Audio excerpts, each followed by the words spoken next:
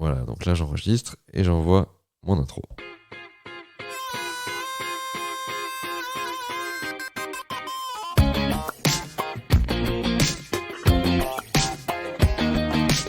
Salut et bienvenue dans le 27e épisode du Renard des Surfaces, une émission entre copains où l'on parle de sport au pluriel. Je m'appelle Olivier, je suis ravi de parler avec mon invité de l'actu foot du soir et aujourd'hui on va débriefer à chaud le match LOSC Olympique de Marseille, comptant pour la 28e journée de Ligue 1. Pour ce faire, j'accueille ce soir avec moi un nouvel invité, un supporter du LOSC et non des moindres, Charles. Bonsoir Charles. Bonsoir Olivier.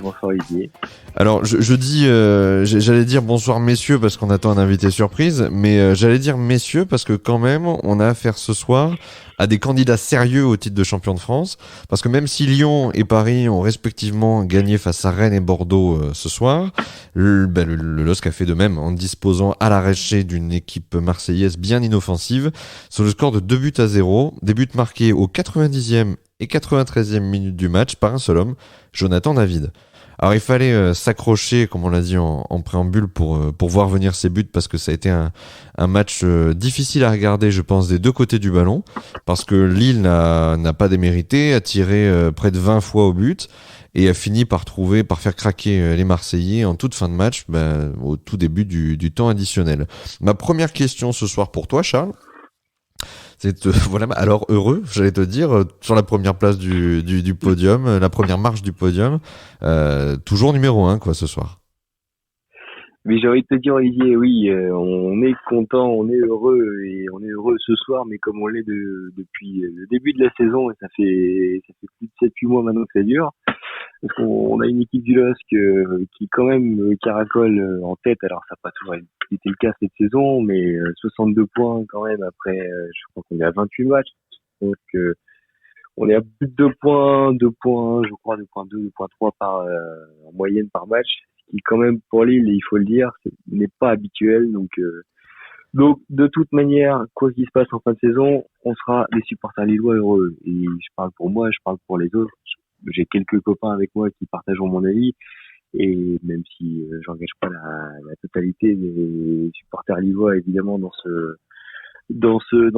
cette analyse, ou en tout cas dans ce constat-là, mais c'est bon. Dans ce constat, effectivement. C'est bon d'être, c'est bon d'être en haut. Quoi qu'il arrive. C'est ça. On a une belle équipe cette année, ouais. C'est bon de jouer les premiers rôles, d'être au premier plan. Alors, c'est pas inhabituel non plus à Lille, hein, parce que c'est une équipe qui est compétitive depuis plusieurs années maintenant. Il y a eu des hauts, des bas. J'ai cru un temps, honnêtement, je vais te dire, il y a quelques mois de ça, quand il y a eu des problèmes en interne, je vais parler de problèmes, je vais parler surtout de la disparition du visage récent du LOSC, de Gérard Lopez, hein, qui a dû se mettre en retrait et céder ses parts. Ah, je crois qu'on a un nouvel arrivant. Oui. Il me semble qu'on a un nouvel arrivant dans la conversation. Voilà, je disais messieurs parce qu'Antoine est avec nous. Donc Antoine, voilà, tu viens rejoindre le panel je vais pas dire panel d'experts, mais le panel d'admirateurs du LOSC ce soir. Et j'étais justement en train de dire que j'étais en train de parler justement de la capacité qu'a eu le LOSC là cette année à quand même faire face à pas mal de problèmes, en tout cas un problème plutôt conséquent. C'était un problème de direction, un problème de management en interne, avec des grands noms qui ont quitté le club au bout de, je crois, trois mois après le début du championnat, la disparition entre guillemets de Gérard Lopez des écrans radars, et au final la transition s'est plutôt bien passée parce que ça n'a eu quasiment aucun impact sur le sportif.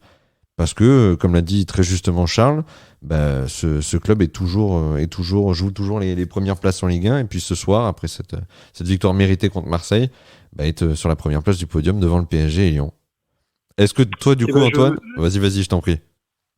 Non, mais je peux que soutenir ce que tu as dit, et donc ce que Charles a probablement acquiescé aussi. C'était le préambule. De toute façon, quelque part, je trouve que c'est une forme de justice qui est en train d'être établie en faveur de Lille, puisque ça fait quand même 10 ans que Lille finalement est toujours un prétendant au podium et un prétendant au moins aux places européennes, avec un certain on va dire mépris des médias liés au sport, des médias liés au foot et aux supporters au-delà de la base de supporters lillois. Et donc aujourd'hui, peut-être que enfin on peut dire que malgré les péripéties qui peuvent arriver à un club, c'est là où on voit les fondamentaux sains de sa structure, les fondamentaux sains de sa philosophie de jeu, de ce qu'il propose au sein du championnat de France. Et donc aujourd'hui, voilà, c'est encore un exemple, une illustration de ça. C'est-à-dire que malgré des faits voilà, de la structure qui peut évoluer, qui peut être un peu malmenée à un moment donné, en fait, le LOSC est là, le LOSC sera toujours là, et il faut compter avec lui. Donc, je suis ravi de pouvoir, encore une fois, maintenant entendre ça de la bouche d'un supporter marseillais. Oui, mais écoute, on l'a dit. Ça me remplit de joie. On l'a dit, t'inquiète pas, on l'a dit à l'occasion, voilà, de récents épisodes aussi. 59 points, c'était déjà énorme et Charles l'a souligné, pour 27 journées. Donc c'est sûr que la performance que le LOSC est en train d'accomplir cette saison est une performance à noter quand même.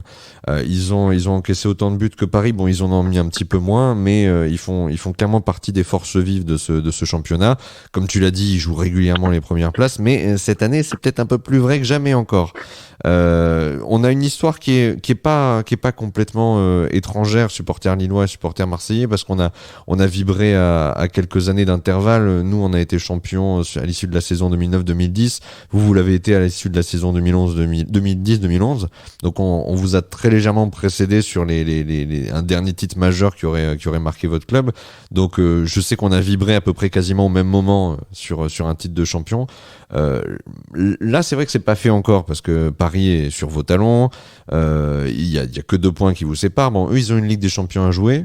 Vous, quelque part, cette élimination, certes un peu rude en Europa League cette semaine, c'était la semaine dernière, pardon, avec la défaite contre l'Ajax d'Amsterdam, peut-être ça peut aussi faire levier, vous permettre aux joueurs de s'investir davantage dans le championnat de France et d'avoir quelque part un petit peu moins de pression, de se dire au moins on a cet objectif-là à aller chercher et on peut mettre toutes nos forces dans la bataille. À contrario de ce que Paris devra faire en manageant son staff, en manageant ses individualités et ses forces, parce qu'ils vont devoir jouer, eux, sur plusieurs tableaux. Charles, toi, ton avis sur la fraîcheur? Mais écoute, moi, je vais te dire franchement, j'étais assez partagé en début de saison quand j'entendais les analyses des uns et des autres disant que Lille allait perdre des points forcément à jouer l'Europe. Parce qu'à mon avis, je pense qu'une équipe qui enchaîne les victoires est dans une dynamique qui est nécessairement positive. Et quand tu gagnes le jeudi, que ce soit mardi, mercredi, d'ailleurs c'est pareil, mais à fortiori le jeudi, tu es en confiance forcément pour marquer le samedi ou le dimanche. Et on l'avait vu en son temps quand Lille avait enchaîné les victoires, notamment à San Siro, avait battu le Sparta Prague avec des buts un peu à l'arraché de Burak Yılmaz. Le dimanche en championnat, ça se succédait de matchs qui n'étaient pas toujours forcément très bien maîtrisés, mais qui en même temps aboutissaient à des victoires parce que les mecs étaient en confiance et tiraient au moment où il le fallait.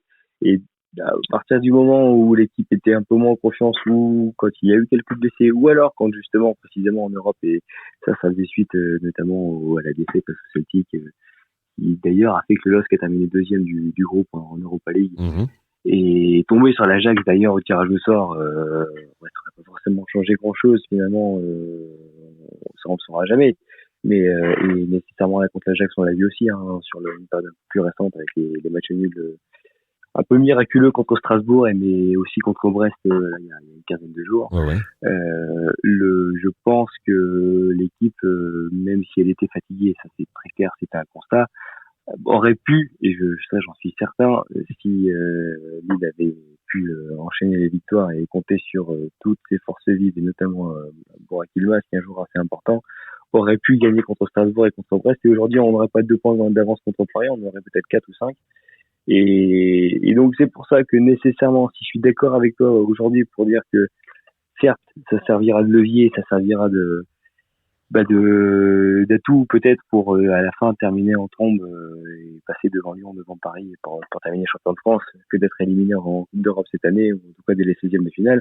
On aurait pu aussi arracher quelques victoires un peu plus tôt dans la saison si on avait été un peu plus performant. Donc ça, on le saura jamais. Je suis pas d'avis à dire que la Coupe d'Europe et l'élimination en Coupe d'Europe plutôt est une bonne chose. Ouais, j'entends ça. Je pense que sur la fin de la saison, ça va s'équilibrer, puis c'est à la fin du bal qu'on paye les musiciens. C'est exactement ça. Et Antoine, moi j'avais une question à te poser.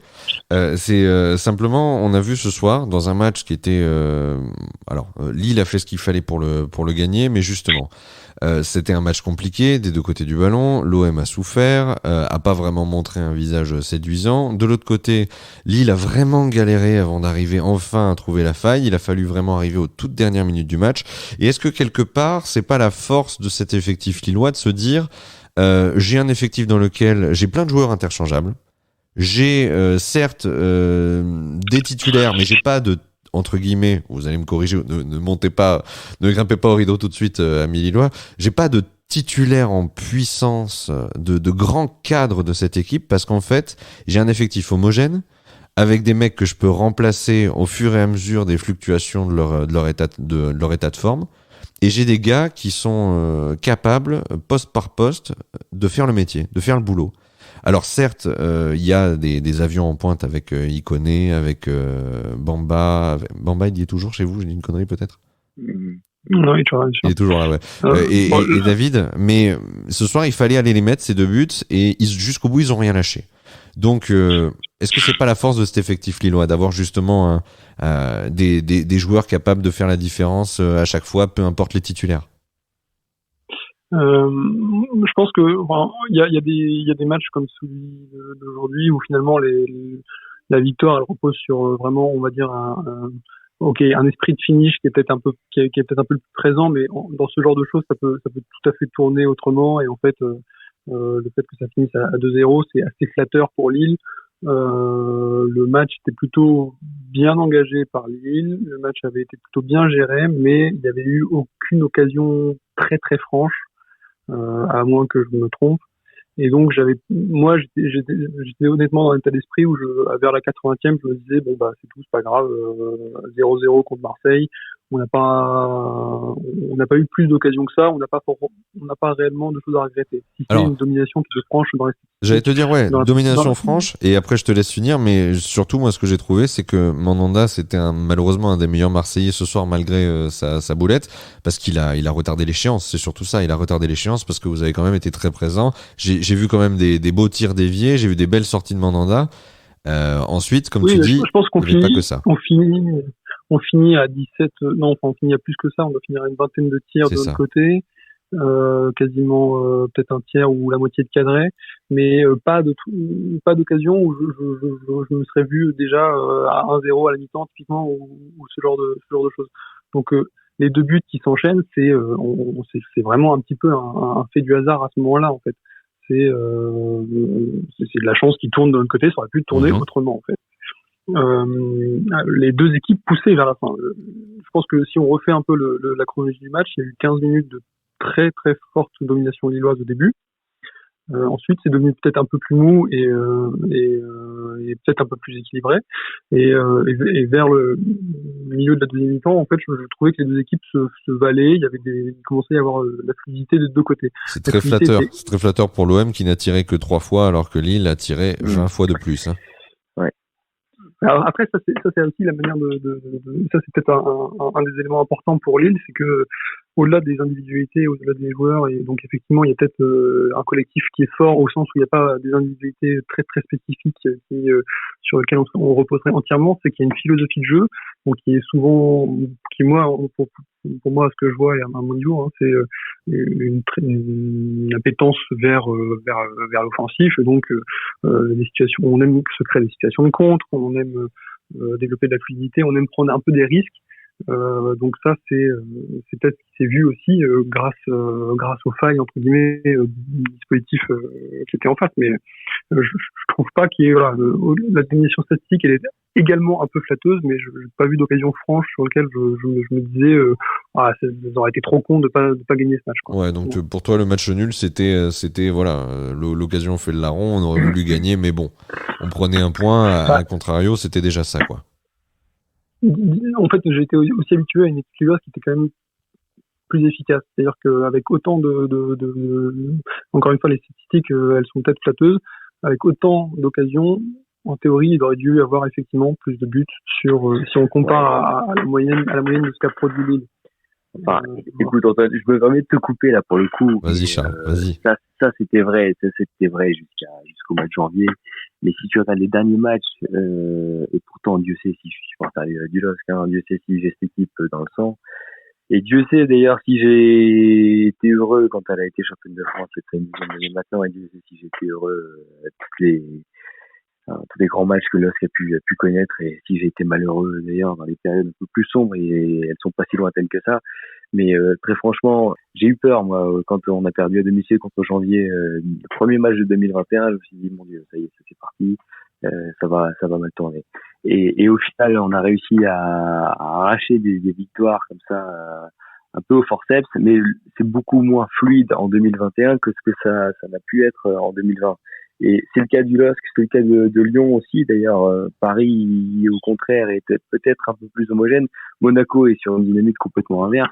Mais si Lille a été efficace jusqu'à présent, ils le sont quand même beaucoup moins là sur une période tout à fait récente. Et donc là, peut-être que de gagner 2-0 contre Marseille, un peu au forceps d'ailleurs, et de gagner avec 2 buts heureux, quoique le match était quand même... oui, à l'avantage des Lillois, hein, largement. À l'avantage des Lillois, parce qu'Antoine disait qu'il se sera satisfait du match nul. Oui, certes, mais moi j'ai quand même en mémoire 2-3 arrêts de Mandanda. Non, je me serais pas satisfait du match nul. Non, c'est moi qui ai mal formulé. C'est moi qui ai mal formulé. Voilà, lui il voyait le match nul venir. C'est ça, Antoine. Hein, tu le voyais venir et tu disais je le voyais venir parce que dans ce genre d'équipe, qui est voilà, notre effectif. En fait, comment dire, il y a pas, j'ai jamais vu une situation où, au-delà de la 85e, quand on avait assez de points dominer le match, en fait, on n'arrivait pas à marquer. Donc, à ce moment-là du jeu, il peut se passer, pas mal de choses. C'est-à-dire que l'équipe adverse pousse, Marseille a commencé à vraiment pousser aussi. Ils avaient peut-être même quelque part gagné un peu la bataille psychologique de résister autant. Donc, je trouve qu'à ce moment-là du jeu, il y avait quasiment un 50-50 sur la manière dont ça pouvait se développer. Très flatteur pour Marseille, hein. C'est très flatteur pour Marseille quand même. Hein. Oui, parce que j'ai quand même en mémoire 2-3 arrêts de Mandanda. Oui, il a sauvé la baraque. Notamment sur une frappe. Voilà, ouais. Wea, notamment là, c'est la première, Wea qui fait un beau tir enroulé, qui va la chercher, et ça, il y en a beaucoup en Ligue 1, je pense, des gardiens de but qui l'auraient pris, ce but, hein.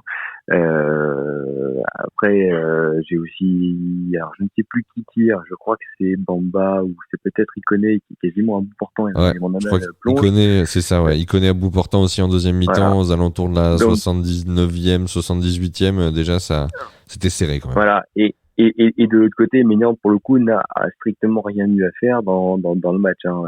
Pas loin, si ce n'est 2-3 sorties peut-être un peu bien senties, mais pour le reste, il n'y a pas eu d'arrêt décisif à faire. Donc, non, la victoire, elle est méritée, ça c'est très clair. Je pense, par contre, ça c'est clair que Lille, avec ce genre de victoire, est un beau prétendant, et ce serait très bien d'ailleurs que jusqu'à la 38e que Lille se mêle à la course au titre. Parce que voilà, c'est à l'image de la saison, et on se sera battu jusqu'au bout. C'est peut-être l'équipe la plus complète, et ce que tu disais tout à l'heure, Olivier, c'est une équipe qui est assez homogène, et chaque remplaçant était à peu près au niveau des titulaires, et l'équipe titulaire, pour le coup, il y a certains joueurs qui sont indéboulonnables, et t'en as d'autres qui quand même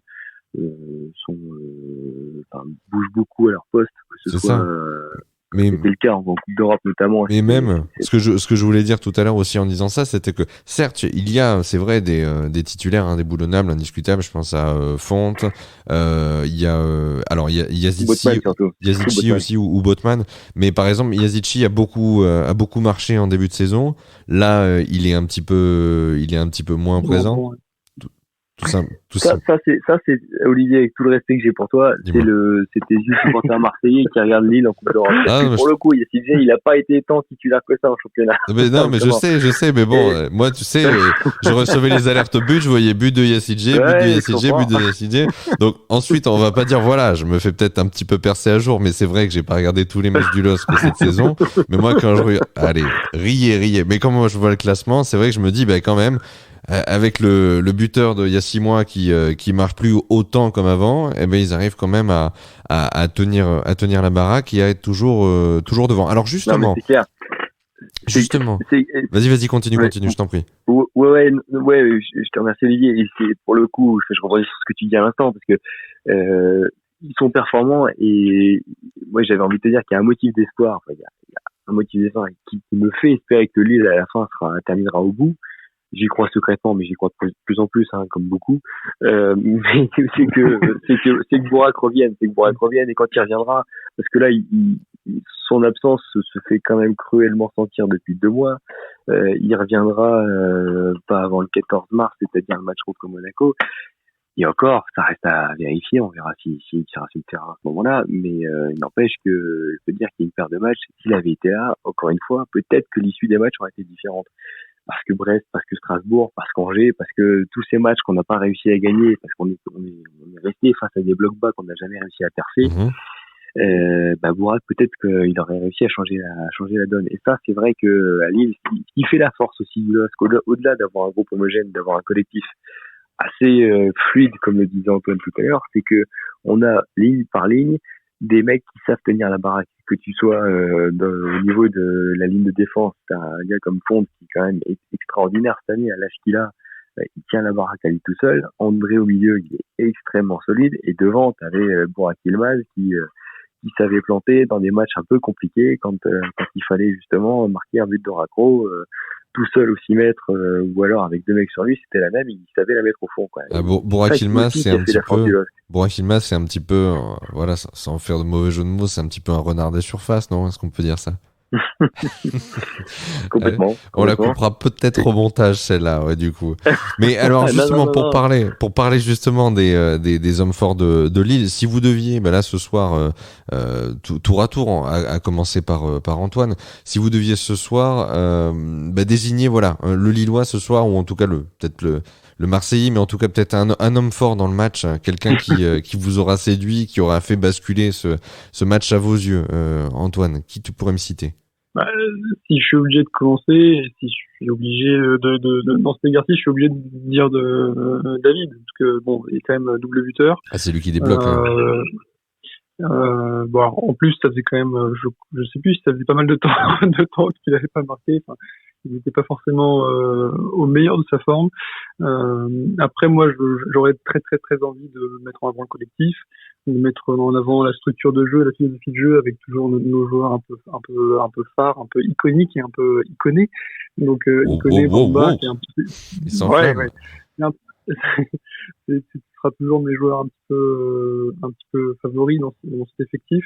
On a un effectif qui bouge beaucoup à Lille. On a une politique de recrutement de joueurs assez agressive et parfois ambitieuse, avec des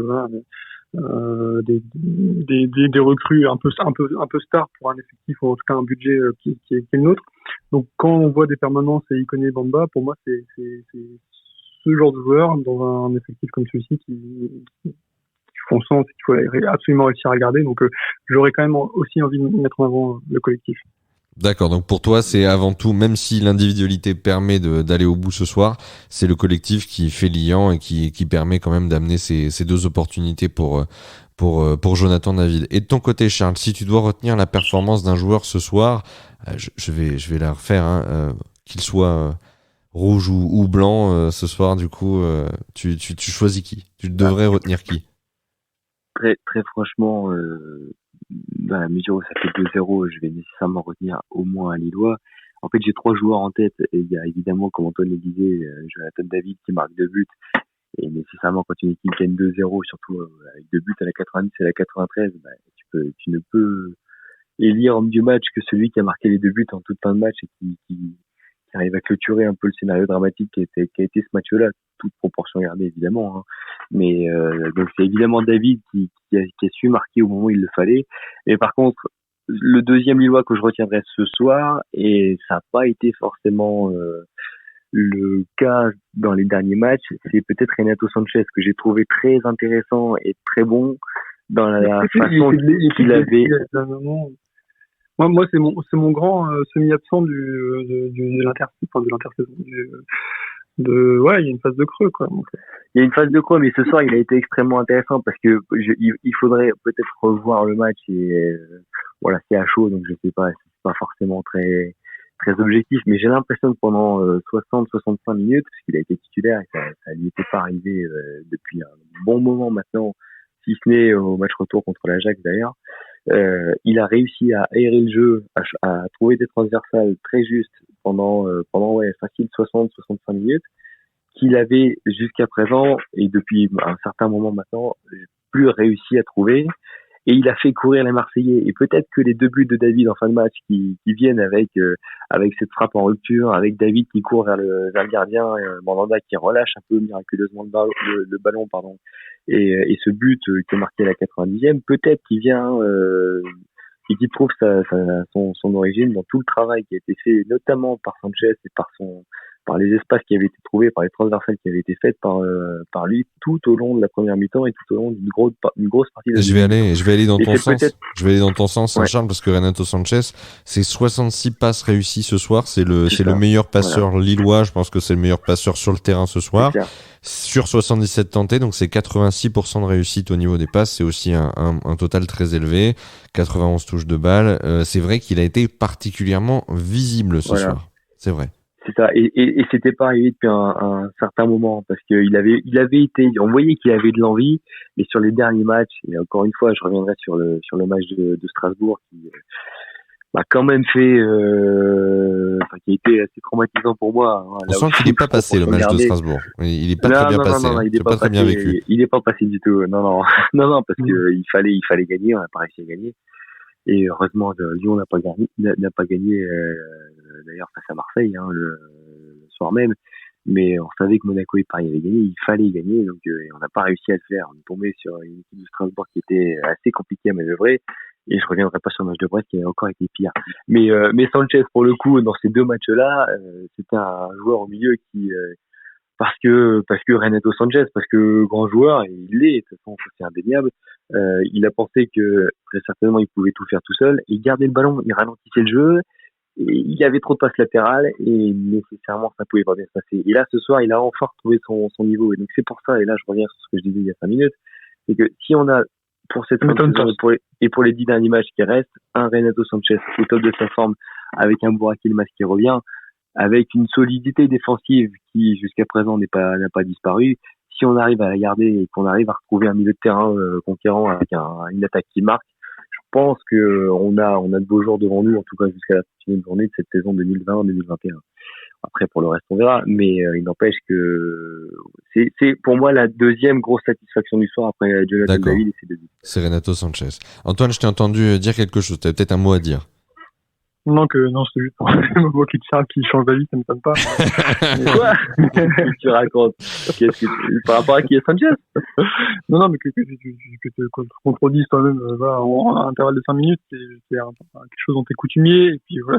Mais qui est-ce que tu racontes? Donc, Olivier, si tu reposes la question sur les hommes du match, ou les perspectives du LOSC, ou je sais pas, moi, par exemple, l'apport de jeu que produit le LOSC depuis 10 ans, attends-toi à une autre réponse de Charles dans 5 minutes. Je note qu'il est taquin. Non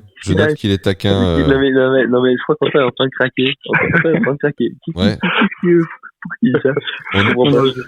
On est qu'à la 28e journée, hein. On est qu'à la 28e journée, il en reste encore une petite dizaine. Ne craque pas tout de suite, Antoine, il va falloir quand même garder un peu la tête sur les épaules. Moi, pour garder la tête sur les épaules, très justement, avec un Olympique de Marseille qui pointe à la 8e place du championnat, je vais quand même mettre en avant deux joueurs très rapidement. Tout d'abord, Nagatomo, parce qu'en définitive, c'est un joueur qui a été beaucoup décrié très récemment dans nos derniers épisodes du podcast. Et puis même en regardant les prestations de l'OM, c'était un joueur toujours un petit peu en décalage. Et c'est dur d'être en décalage avec un effectif qui est déjà pas très vif. Mais il s'est distingué là ce soir par des belles remontées, par de la certitude dans le développement de son jeu et dans des créations d'opportunités. Donc Nagatomo ce soir a marqué un bon point. Et enfin, si on doit occulter, parce que tout à l'heure ça m'a fait un petit peu mal au cœur, Charles, quand je t'entends nous dire un ballon miraculeusement qui échappe miraculeusement à Mandanda. Non, c'est pas miraculeux, c'est pas super du tout, c'est pas top. Mais malheureusement ça arrive, hein, on peut pas repousser l'échéance indéfiniment, et quand on a le talent de Steve Mandanda, on est obligé au bout d'un moment, quand on est pilonné, de s'effondrer, quoi, de laisser filer. Il a été bon ce soir, hein, Mandanda. Il a retardé l'échéance. C'est ce qu'on dira de lui. Il a retardé l'échéance. Voilà. Ensuite, il a tellement maintenu cette équipe à flot que lui jeter la pierre. Là, il a fait une faute de main, une faute de pied là. Il y a peu contre Nantes et là ce soir un ballon qui lui échappe. Il est pas coutumier du fait, mais c'est vrai que ce soir ça nous coûte cher. Si tant est qu'on méritait quoi que ce soit dans ce match, je suis pas sûr qu'on méritait de gagner de toute façon. Donc et on n'était pas parti pour. Donc voilà, c'est même, je lui jetterai même pas la pierre, mais je retiendrai ces beaux arrêts juste avant ça. Parce que du coup, on a parlé du match de ce soir, mais c'est vrai que en ce qui concerne Lille, il y a d'autres aspirations. C'est-à-dire battre l'OM, c'était certes important, mais 62 points, 2 points d'avance seulement sur Paris, dont les dents rayent le parquet et qui va un peu mieux en ce moment. Comment ça se passe? L'objectif, c'est quand même d'essayer de faire mieux que... Alors, Charles l'a dit au début, le podium, c'est très bien, jouer le haut du tableau, c'est très bien. On aime ça à Lille, on a envie de briller, on a envie de se montrer, on a besoin de ça.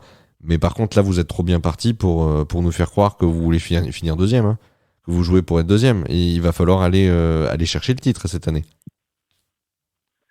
C'est clair. Je sais pas si c'est à moi que tu poses la question. Ah ouais, c'est collégial, donc le premier qui prend le micro répond. C'est bon pour toi. Mais effectivement, cette année, on a 62 points. C'est ce que je disais en début d'émission. 62 points, 62 points, pardon, et 29 matchs. Il me semble 28 matchs plutôt. Il reste 10 matchs, 30 points partagés. 2 points d'avance, c'est peu. Mais maintenant, on est à plus de 2 points de moyenne par match. On a quasi 4 équipes, il me semble, même si avec la défaite de Monaco, la donne a peut-être changé, mais on a quasiment 4 équipes qui sont en moyenne à 2 points de moyenne par match. 2 points de moyenne, je me souviens, par exemple, si je prends l'exemple du LOSC il y a 10 ans, quand il a été champion en 2011, il me semble, et ce sera peut-être soumis à vérification, mais je crois qu'ils ont été champions avec 76 points. 76 points en 38 journées, c'est-à-dire qu'ils avaient 2 points de moyenne par match, tout juste. Or là, l'équipe qui aura 2 points de moyenne par match à la fin de la saison, de cette saison, elle sera peut-être 4e du championnat. Donc c'est ce qui fait aussi un peu la particularité et la saveur de la saison exceptionnelle qu'on est en train de vivre. Alors après, pour le reste, Lille là vit une saison exceptionnelle. Battre Marseille, c'est pas une fin en soi, même si ça fait toujours plaisir. C'est vrai que ça fait quelques années maintenant qu'à Lille, je me souviens, quelques années, le but de Nolan Roux, notamment de la tête. C'était déjà Mandanda d'ailleurs à l'époque dans les buts marseillais. Toujours. Je me souviens aussi de Thauvin et ses quelques apparitions sous le maillot marseillais. D'ailleurs, il n'a pas été sifflé ce soir, c'est étonnant, hein. Ah oui, Thauvin. Je crois que ça lui a changé. Ça l'a changé depuis quelques années où bon, il était bien reçu, on va dire. Le Covid a fait du bien. Ouais. Clairement, Thauvin, ça lui a fait du bien cette année, peut-être, ça sait rien. Mais non, pour revenir sur le concret, cette année, j'espère vraiment de tout cœur qu'on arrivera à aller au bout. J'y crois de plus en plus. Je l'espère. Maintenant, mais une fois, je vais te dire, on Charles, a des concurrents sérieux face à nous. Alors, tu as des concurrents sérieux, c'est vrai, mais je vais cette fois poser la question à Antoine. J'ai l'impression, là, je viens d'aller regarder le calendrier, et je trouve quand même que Lille a quand même son destin en main. Je vais vous expliquer pourquoi. Il reste 10 matchs de championnat. Sur les 10 matchs de championnat, Lille va rencontrer Monaco le 14 mars, le Paris Saint-Germain le 4 avril, l'Olympique Lyonnais le 25 avril, et c'est tout. Au niveau des gros, vraiment des très gros. En tout cas, le LOSC va rencontrer tous ses opposants, tous ses concurrents directs pour le titre avant la fin de la saison. Donc, il y a encore le moyen de mettre à chaque fois de la distance avec ces poursuivants-là en étant le meilleur. Donc, j'ai envie de dire que quand je regarde ce calendrier-là, tout est encore faisable. Et je dis ça avec des points d'avance. C'est-à-dire que vous pouvez encore maintenir de la distance. Ou alors, si Charles s'inquiétait d'un match nul contre Strasbourg qui est mal passé, tu peux encore performer, faire mal à Lyon, faire mal à Paris, comme vous l'avez déjà fait plus tôt dans la saison aussi. Ouais, et t'as raison. Enfin, je rebondis, je coupe peut-être la parole à Antoine, mais t'as parfaitement raison. Ça lui fera du bien. Coupe-lui la parole un peu. Ça fait bien de temps en temps. Mais non, pour le coup, il y a 3 matchs là importants, et c'est en fait, sauf erreur de ma part, mais 3 déplacements. Louis II, Groupama et puis Parc des Princes, t'as 3 déplacements qui vont être assez périlleux. Mais Lille, cette année, c'est quand même une équipe qui arrive à performer beaucoup plus contre les équipes qui ouvrent le jeu, et on l'a vu contre Marseille ce soir. C'est-à-dire que même si ça n'a pas été forcément flamboyant et que ça n'a fait que 2-0 avec des buts marqués en toute fin de match, le match a été un peu plus facile et un peu plus ouvert. Encore une fois, et pardon de faire une piquette là-dessus, contre Brest et contre Strasbourg récemment. Et c'est ça aussi qui est l'une des grandes faiblesses du LOSC, quand même, qui est leader du championnat et qui peut peut-être, pour les supporters monégasques, lyonnais ou parisiens, être un peu frustrant, c'est que eux ont peut-être plus de facilité par leurs individualités ou leur technique individuelle. Je pense à Memphis Depay, je pense à Neymar ou à Mbappé, de créer des espaces dans des défenses très regroupées. À Lille, on a moins cette faculté-là, et donc nécessairement que de jouer des équipes qui ouvrent le jeu, c'est peut-être plus facile, et c'est peut-être d'autant plus facile à l'extérieur, comme ça va être le cas. Alors après, il suffit de dire ça pour qu'on se prenne 3 tôles à Monaco, à Paris et à Lyon, et qu'on finisse comme des cons à la 4e place.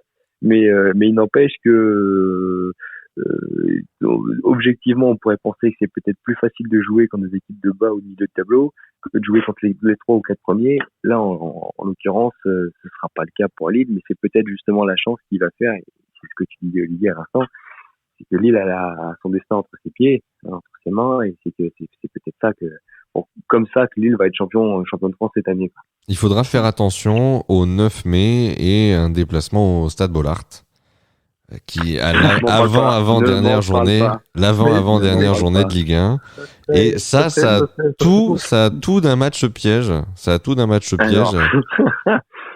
Alors, Olivier, je ne sais pas si tu as interviewé beaucoup de supporters lensois. Non, pas encore. Mais je demanderais à être invité ce soir-là.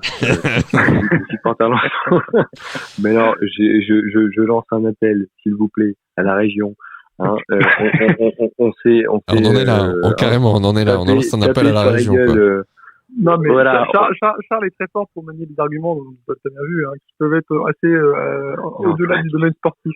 Donc, il va le refaire. Donc, finalement, non, mais par contre, je sais que les Lensois peuvent être très très cons, comme les Lillois peuvent l'être. Oh là là! Mais alors, s'il vous plaît, si à la 36e journée, Lille est leader, sérieusement, laissez-nous passer, ne faites pas trop les cons. J'en appelle dès ce soir, on est le 1er mars, le 3 mars peut-être maintenant. Laissez-nous passer, s'il vous plaît. Ce sera cette saison, et puis on vous le rendra la saison prochaine. Puis attends, les mecs, ils sont quand même 5e du championnat. Ils vont peut-être jouer l'Europe la saison prochaine. J'espère d'ailleurs pour l'indice UEFA et le championnat de France que Lens ne terminera pas 5e. Non, je rigole. Mais qu'est-ce que tu crois qui emmènera plus à un Lensois? À mon avis, ça les emmène plus de voir Lille gagner le championnat et éventuellement, potentiellement, vous priver d'un point important ce soir-là. Non, je pense. Je vais te répondre, mais je te disais que je te réponds en tant que Lillois, et j'ai quelques amis lensois, parce que ça arrive. Breaking news. J'ai des amis lensois, ça arrive. Voilà. À mon avis, ça ferait plus chier les Lensois de voir Lille champion cette année, je pense, que pour Lens d'accrocher une place en Coupe d'Europe, parce que, sauf erreur de ma part, l'année prochaine, ça va être la première saison de la Conférence Europa League. Et qui dit Conférence Europa League, il me semble que le 6e ou le 7e du championnat de France sera européen. Donc il y a de grandes chances que Lens cette saison, que ce soit en Europa ou en Conférence, soit européen. Donc pour eux, ça va pas changer grand-chose. Mais si en plus ils voyaient Lille champion, ça aurait vocation forcément à les faire chier, je pense. Maintenant, peut-être qu'ils seraient contents, et il y a peut-être une grande partie des supporters lensois qui seraient contents. Toujours est-il que s'ils pouvaient à la 30e journée empêcher Lille d'être champion, mettre une petite pique, je pense qu'ils s'en priveront pas. Voilà. Je le pense aussi. Voilà. Donc, mais ça c'est vrai aussi par contre parce qu'il faut regarder les confrontations directes entre Marseille, Paris, c'est déjà passé. Non, on n'en parle plus de ça. On n'en parle plus.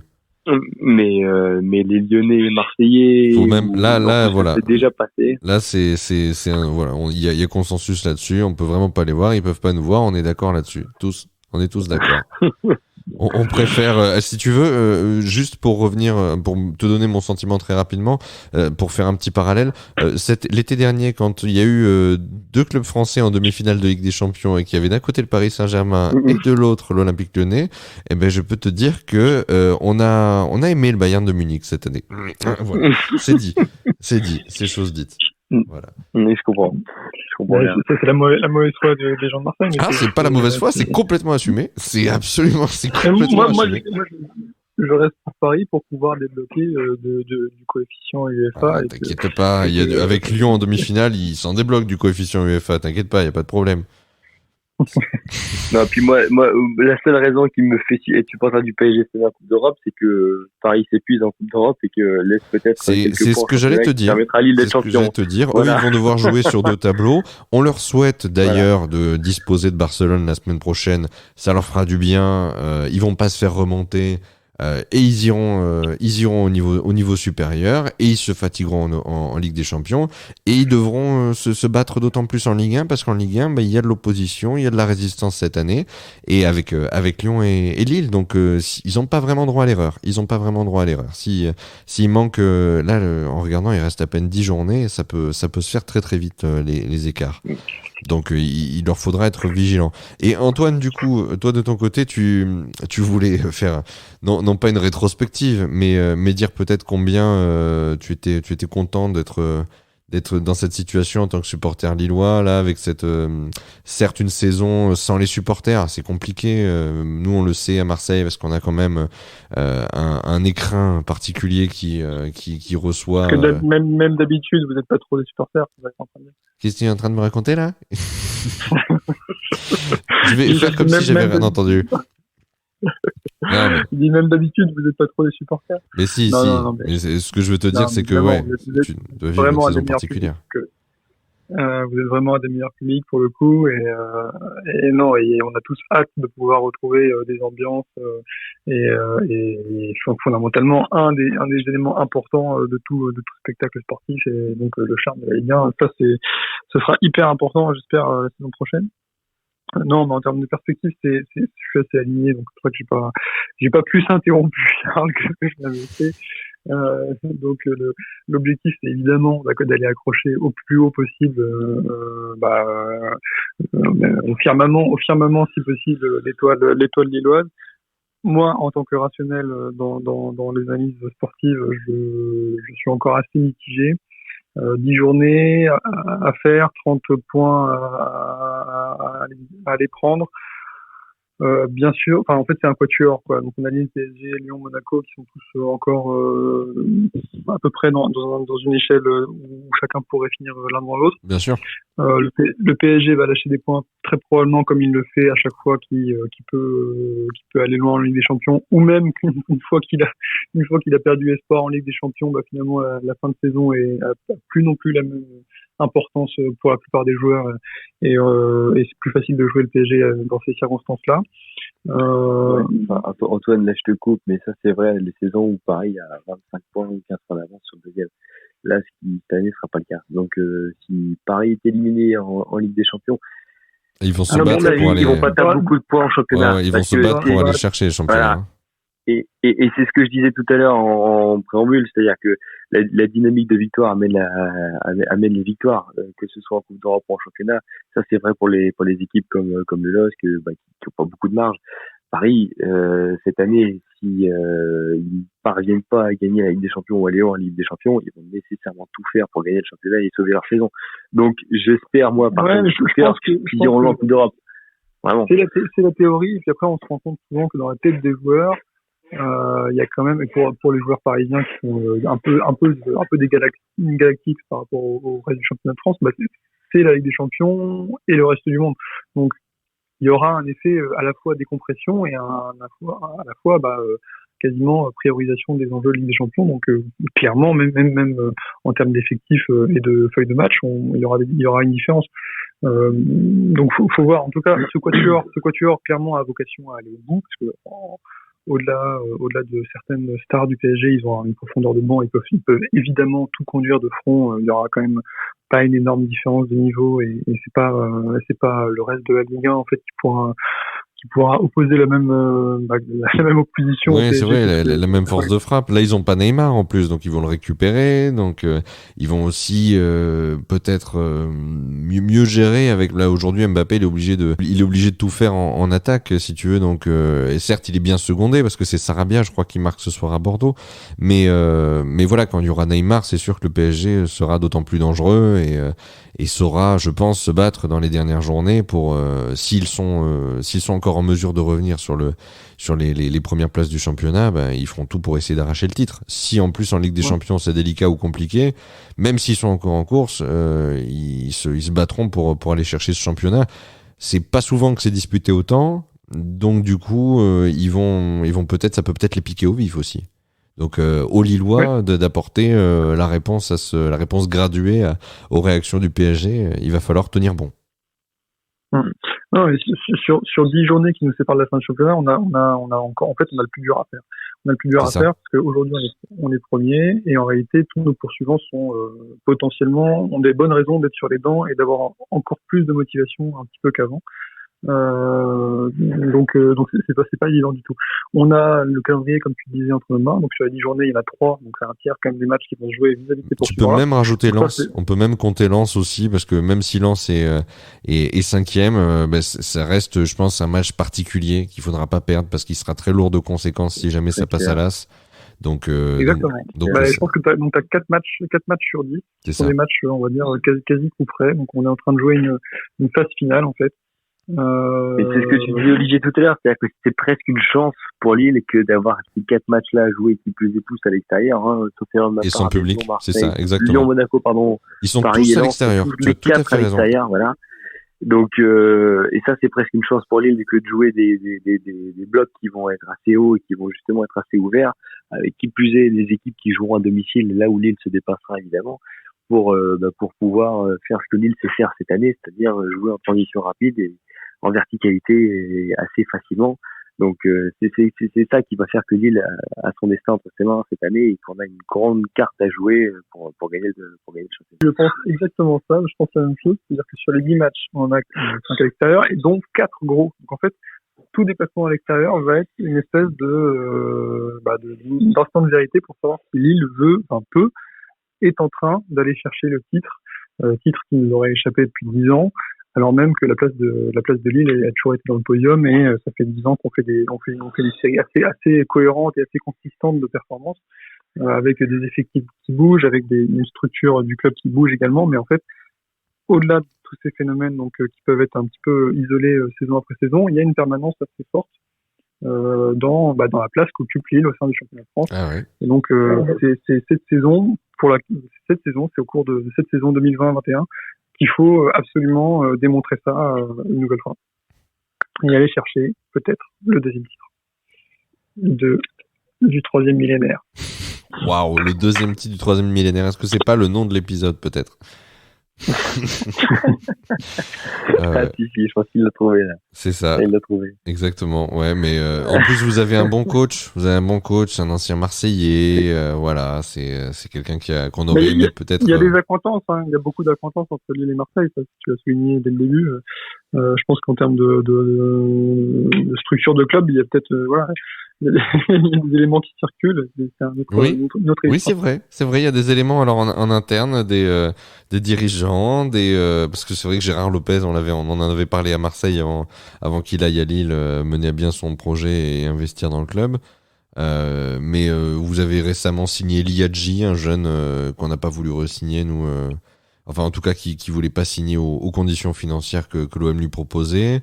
On avait récupéré Thauvin chez vous, mais vous faites un bon petit coup. Non, mais vous faites un bon petit coup. Dimitri Payet aussi, hein. Et Dimitri Payet aussi, c'est vrai. Mais vous faites un bon petit coup avec juste un petit mot peut-être pour finir, parce que Charles en a parlé tout à l'heure. Il a vanté ses qualités dans ce match-là. Mais vous faites un bon petit coup avec Renato Sanchez quand même, que vous avez récupéré, fini. Au fond du trou là qui venait du Bayern de Munich où il était incapable de produire quoi que ce soit, et quand vous allez le vendre quand il va partir, là aussi vous allez faire une jolie petite plus-value, ça va être sympathique. Ça c'est tout un savoir-faire, ça fait une partie aussi des éléments de structure et des éléments de permanence au-delà du sport, mais bon, ça c'est... Ouais, on parlera du modèle trading, on en parlera plus tard parce que c'est vrai que avec Lille et Monaco, il y a quand même deux façons de fonctionner, de management, c'est bien reconnu, bien identifiable, et vers lesquels, enfin en tout cas qui ont permis à ces deux clubs-là de se mettre en avant, de faire monter beaucoup de jeunes joueurs, en tout cas de pouvoir intéresser pas mal de clubs avec des jeunes joueurs, en les faisant monter rapidement en compétences, en les faisant briller et en les vendant, non pas à prix d'or, mais à un prix sensiblement plus important que le prix d'achat. Et c'est vrai que cette technique-là, même si elle monte parfois des limites sportives, parce que il y a un essoufflement au niveau des effectifs qui sont pas assez réguliers, avec la disparition de joueurs à chaque mercato.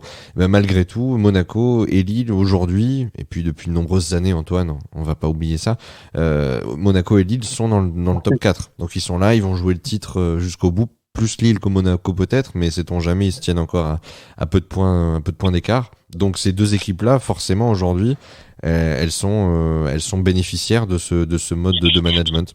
Donc à voir ce que ça donnera. Après, est-ce que ça les mènera à un titre? Pourquoi pas? On pourra associer cette méthode-là à une réussite. Je pense qu'il faut pas non plus tout lier au titre et à l'inverse, pas croire qu'un titre avalise tout ce qui a été fait en amont. En fait, la méthode de management, elle a effectivement ses limites, comme tu le dis. Je pense qu'avec d'autres méthodes de management, mais bon, avec peut-être aussi d'autres limites ou absence de limites d'un point de vue budget pour un club comme Lille, on aurait peut-être déjà gagné le titre de la saison passée. Donc aujourd'hui, c'est à budget contraint et donc c'est à type d'effectif contraint que cette méthode-là a peut-être le plus de chances de porter ses fruits. En fait, faut pas tout lier non plus au titre. Et voilà. En tout cas, pour revenir sur la performance proprement lilloise, effectivement, c'est avec un effectif qui est souvent remanié. Si on gagne le titre cette année, il y aura une réelle démonstration, parce qu'on n'est pas du tout même envergure de budget que le PSG, on n'est pas non plus sur la même envergure de budget que Monaco, ou la même. Et voilà, donc de fait, c'est nous un petit peu la preuve qu'un club, on va dire, qui fait partie du top 10 de budget, mais qui a moins de moyens que les plus gros. Avec un bon système de jeu qui a été posé sur plusieurs saisons d'affilée, a toute sa pertinence pour le sport. Il faudrait voir une petite remarque vas-y. sur ce qui vient d'être dit, justement, ce que tu viens de dire, Olivier, ce qu'Antoine a répondu, c'est que le modèle du LOSC jusqu'à présent, ou en tout cas dans les dernières années, c'était un modèle de trading, effectivement, qui a porté ses fruits et on en voit le résultat aujourd'hui. Alors, trading jusqu'à certaines limites et surtout avec un garde-fou qui a été Galtier depuis 2017 parce que le trading sous Bielsa et pourtant à Marseille vous le connaissez bien, mais à Lille ça a franchement pas été une réussite parce qu'il a eu les pleins pouvoirs et un modèle comme ça avec un entraîneur qui a les pleins pouvoirs, nécessairement ça ne peut pas être que positif. Galtier a fait de ce modèle du trading qui a été celui du LOSC jusqu'à présent un modèle de réussite qui amène à la saison qu'on est en train de connaître. Maintenant, deux choses. La première, c'est que ça va changer, à mon avis, l'année prochaine, avec l'arrivée d'Olivier Létang notamment, mais surtout mis en place en fait par un actionnaire différent de celui qui a été amené par Gérard Lopez, celui du LOSC jusqu'à présent, voilà, qui avait mis à la tête du LOSC Gérard Lopez. Je pense que la politique sportive et économique du LOSC sera un petit peu différente. Et surtout la deuxième chose, c'est que à la tête de système, on a eu un bonhomme comme Luis Campos qui a quand même réussi à magnifier ce système jusqu'au bout. Alors après, d'un point de vue éthique et d'un point de vue moral, on peut se poser des questions sur certaines choses qui ont été faites. Ça, c'est vrai dans tous les clubs qui adoptent ce genre de système. Ça a été le cas à Monaco, ça a été le cas au LOSC notamment. On pourra en parler si tu veux dans une prochaine émission. Mais là, toujours est-il que ce Luis Campos a fait des miracles jusqu'à présent.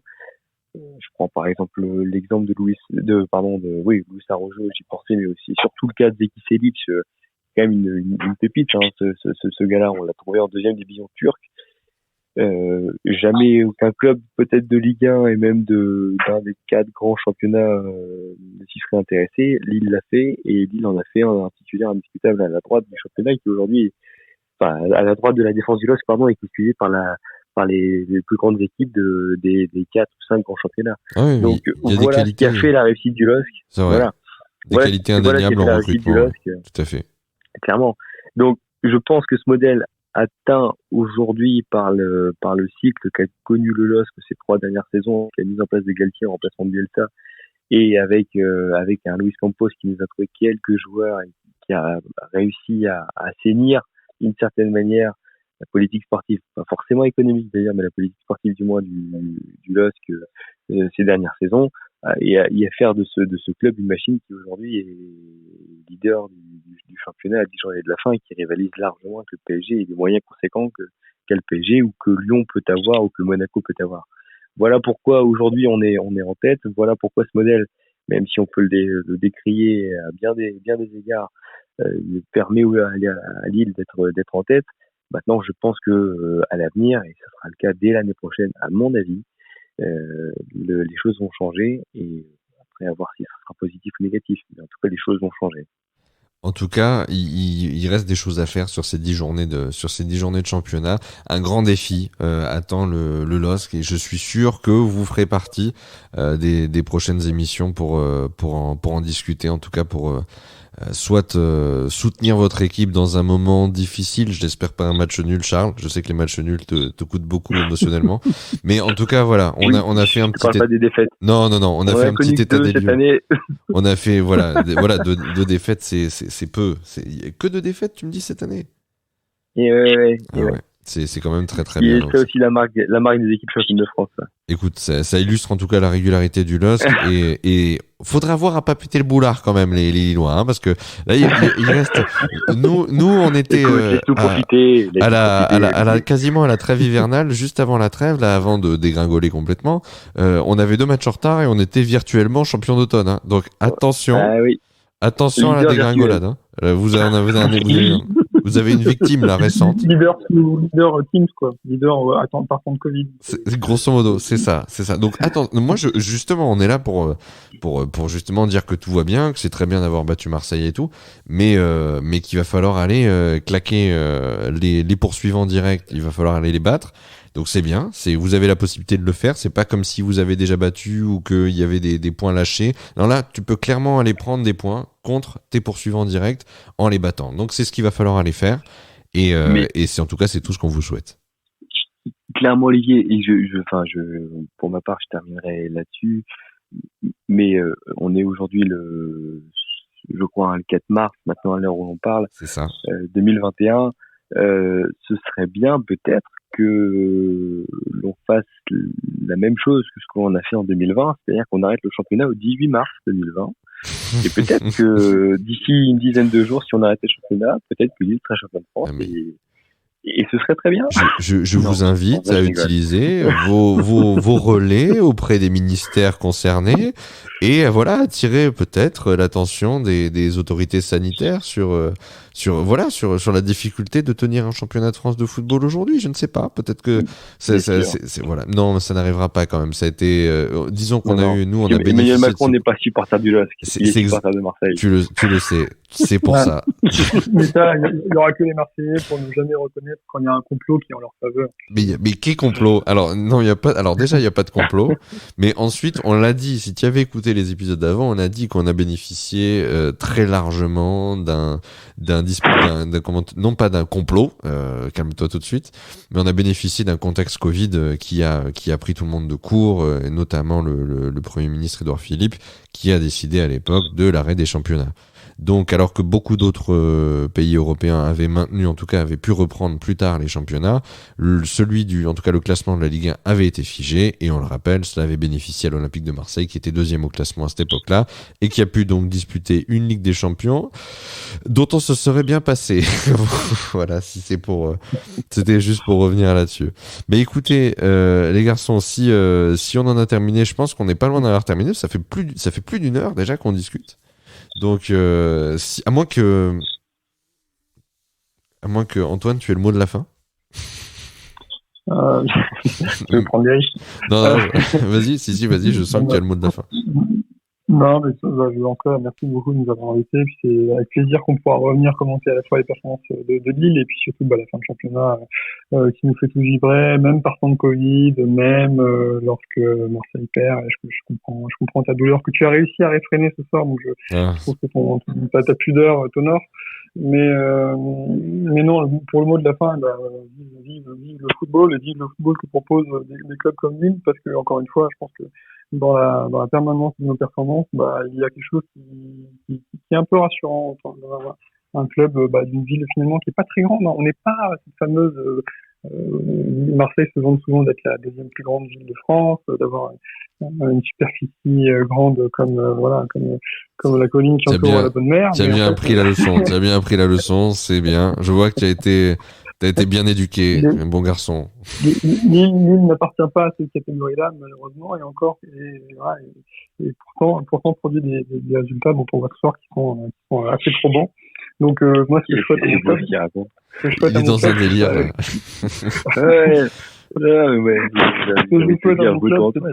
C'est que ça continue, donc avec plaisir pour commenter la suite des... Pourquoi je lui ai donné le mot de la fin? Je me rappelle plus. Je sais pas, Olivier, c'était la plus grosse connerie que t'as faite hors d'émission, là, clairement. Ben je crois qu'il est temps d'en terminer. En tout cas, je vais lancer officiellement le petit générique de fin. Merci à vous deux, Antoine et Charles, d'avoir participé à l'épisode. C'est vraiment super d'avoir pu m'appuyer sur l'avis de deux authentiques supporters du LOSC. Et c'était la première fois qu'on arrivait à en avoir dans l'émission. J'essaierai, maintenant c'est mon objectif, il me faut des Lensois. Non, je déconne. Non, mais en tout cas, merci à vous. Merci à vous d'être venu parler du LOSC ce soir. On a bien pris le temps et ça sera l'occasion de prendre rendez-vous pour faire un petit état des lieux d'ici quelques matchs, voir comment ça se passe. Ouais. Est-ce que vous êtes toujours devant? Est-ce que vous avez mis la distance avec les poursuivants? Tout ça, l'avenir nous le dira. Et en tout cas, merci à tous les deux et à très bientôt sur le Renard des Surfaces. Merci, à bientôt. Ciao les garçons, bonne soirée.